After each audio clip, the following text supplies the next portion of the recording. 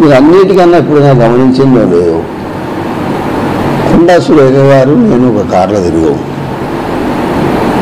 మీరు గమనించింది లేదు, కారు ఇంతవరకు తిరగలే. ఎందుకంటే మాకు ఆ రోజు రాజశేఖర గారు చెప్పారు, అన్నా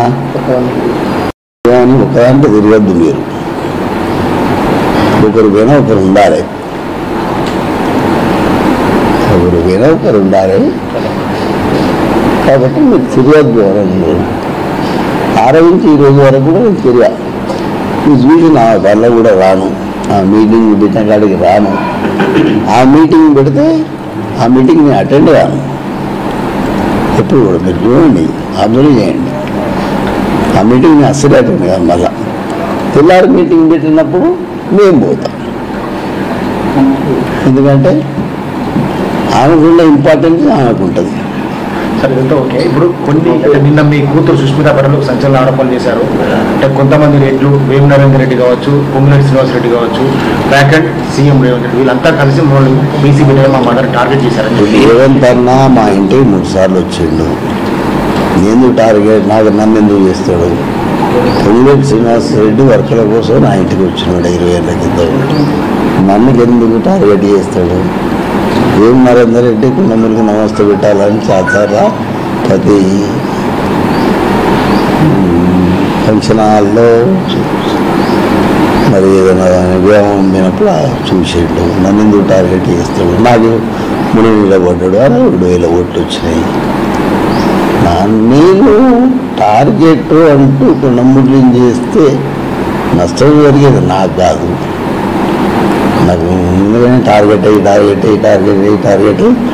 నేను గీడుకున్నా.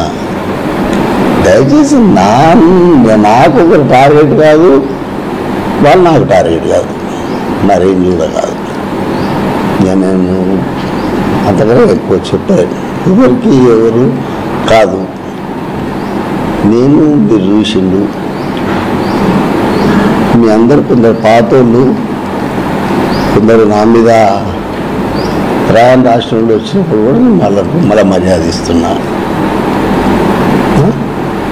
మీ ఉదాహరణకు శ్రీనివాస్ రెడ్డి మన నేను ఇప్పించినప్పుడు సాక్షిలో శ్రీధర్ రెడ్డి బామ్మర్ది అని చెప్తే ఇప్పుడు బామ్మర్ది అని నువ్వే చూసుకోవాలరా అని చెప్తా. చదివేటప్పుడు ముంగటి ఉండాలిరా బామ్మర్ది అని నేను అంటున్నా. ఇక నాకు టార్గెట్ ఏంటి లేదు, నాకు టార్గెట్ అంటే ఒకట్లేనే లేదు. అనుభవంతో మీకున్న రాజకీయ అనుభవంతో ఇప్పుడు జరుగుతున్న పరిణామాల నేపథ్యంలో ఏం చేయబోతున్నారు, ఎట్లా అధిగమిస్తారు? నేను నా దగ్గర పోతా, కంపల్సరిగా మాట్లాడతా. అన్న నేను దూరం కాదు, కంపల్సరీ మాట్లాడతా. దయచేసి నన్ను మొదలే మీనాక్షి నట్టాయను అమ్మ చెప్పింది, ఈ మీడియాలో మాట్లాడద్దు, మీరందరూ ఫ్రెండ్లు కాబట్టి మాట్లాడవలసి వచ్చింది. మళ్ళా నేను సంజయ్ చెప్పుకోవాలి తప్పు చేసినమ్మా అని. మీరే మాట్లాడద్దు నువ్వు అసలే అని చెప్పింది. నేను పార్టీ గురించి మాట్లాడా, వ్యక్తుల గురించి మాట్లాడా, ఎవరి గురించి నేను మాట్లాడా. చెప్పండి మా తోట బాగున్నా అని అడగండి చెప్తాను. బెల్జియం బిల్లున కుక్కర్ ఎట్లున్నాయని అడగండి చెప్తా. ఇంతకన్నా ఇంకా నేను ఎక్కువ. మీరు ఆషామాషి వ్యక్తి ఏం కాదు సార్, సుదీర్ఘ రాజకీయ అనుభవం ఉంది. కాంగ్రెస్ పార్టీ లోపల మీకంటూ ఒక ఇమేజ్ ఉంది.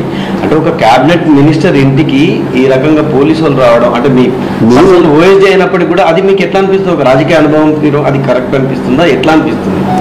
నేనేం చెప్తున్నా, పోలీసు వాళ్ళు ఎందుకు వచ్చిందో అనేది కూడా నాకు తెలియదు. నాకు ఎందుకు వచ్చిందో అనేది కూడా నాకు తెలియదు. ఇప్పుడు కూడా చెప్తున్నా, నాకు తెలియదు.